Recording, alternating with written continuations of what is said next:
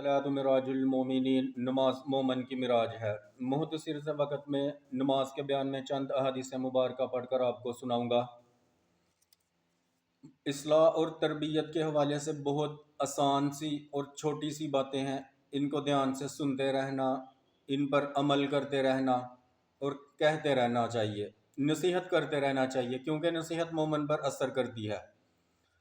اور میں نے یہاں تک پڑھا ہے کہ علم جہاں پوشیدہ رہا پس وہیں مٹ گیا، علم جہاں پوشیدہ رہا پس وہیں مٹ گیا۔ احادیث مبارکہ قبلے کی طرف منہ کرنے کے باب میں، مسجد میں آواز بلند کرنے کے باب میں، نمازی کے سامنے سے گزر جانے کے گناہ کے باب میں، اور جب کوئی مسجد میں جائے تو بیٹھنے سے پہلے 2 رکعت تحیۃ المسجد کی پڑھ لے۔ احادیث مبارکہ میں آپ کو پڑھ کر سناتا ہوں۔ باب قبلے کی طرف منہ کرنے کی فضیلت۔ اور ابو حمید صحابی نے حضرت صلی اللہ علیہ وآلہ وسلم سے یہ روایت کیا ہے کہ نمازی نماز میں اپنے پاؤں کی انگلیاں بھی قبلے کی طرف رکھے۔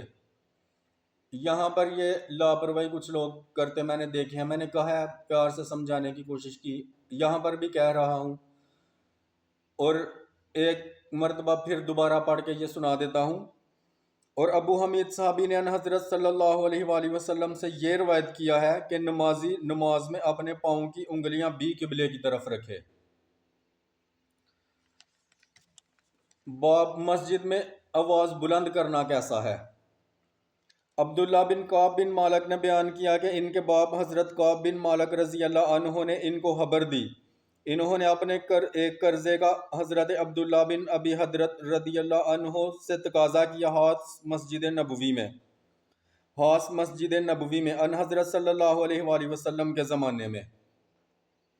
دونوں کی آوازیں بلند ہوئیں، یہاں تک کہ ان حضرت صلی اللہ علیہ وآلہ وسلم نے اپنے حجرے میں دونوں کی بلند آوازیں سن لی۔ آپ ان دونوں کی آوازوں کو سن کر باہر برآمد ہوئے۔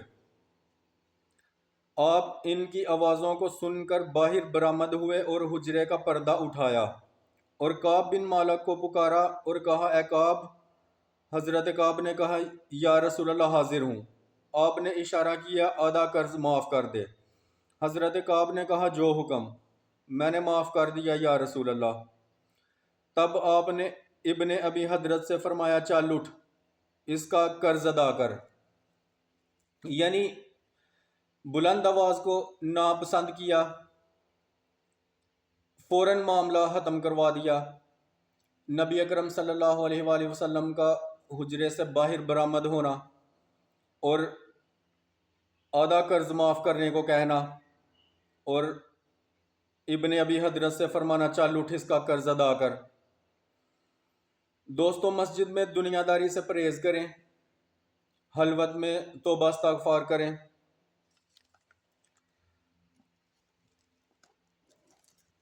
اور ایک اور حدیث مبارکہ، نمازی کے سامنے سے گزر جانے کا گناہ۔ باب نمازی کے سامنے سے گزر جانے کا گناہ۔ ان حضرت صلی اللہ علیہ وآلہ وسلم نے فرمایا کہ نمازی کے سامنے سے نکل جانے والا یہ جانتا ہو کہ اس کا عذاب کیا ہوگا۔ ان حضرت صلی اللہ علیہ وآلہ وسلم نے فرمایا کہ اگر نمازی کے سامنے سے نکل جانے والا یہ جانتا ہو کہ اس کو کیا عذاب ہوگا، تو 40 تک اس کو کھڑا رہنا اس کے سامنے نکل جانے سے بہتر معلوم ہو۔ ابو النضر نے کہا، مجھ کو یاد نہیں رہا کہ بصر بن سعید نے 40 دن کہے یا 40 مہینے یا 40 برس۔ اس میں ایک بات میں عرض کروں گا، نمازی کے سامنے سے گزر جانا بڑا گناہ ہے، لیکن نماز پڑھتے وقت اس بات کی احتیاط کریں، جب نماز پڑھنے لگے یہ دھیان رہے آپ کے سامنے کوئی دروازہ تو نہیں، راستہ نہیں جہاں سے لوگ آ جا رہے ہیں، یا الماری ہوتی ہے جہاں پر قرآن مجید لینے، تسبیح لینے رکھنے کے لیے لوگ آ جا رہے ہوتے ہیں، تو آپ تھوڑا سا سائڈ پہ ہو کے نماز پڑھا کریں۔ یا بعض دفعہ اکثر ایسا ہوتا ہے، ایک بندہ پہلے سے نماز پڑھ رہا ہے، آپ بالکل سیدھے اس کے پیچھے آ کے نماز پڑھنا شروع کر دیتے ہیں۔ اب آپ کو تو نہیں پتا کہ وہ بندہ سمجھ رکھنے والا ہے نہیں سمجھ رکھنے والا، عمل رکھنے والا ہے نہیں عمل رکھنے والا، یا وہ جلدی میں سے گزر جائے گا، آپ پہلے سے ہی تھوڑا سا سائڈ پہ ہو کے نماز شروع کریں اور اس کو بھی گناہ گار ہونے سے بچائیں، خود بھی تھوڑی سی احتیاط کریں۔ اور یہ احتیاط کرنے کے حوالے سے اصلاح اور تربیت کی باتیں ہیں سمجھنے کے لیے۔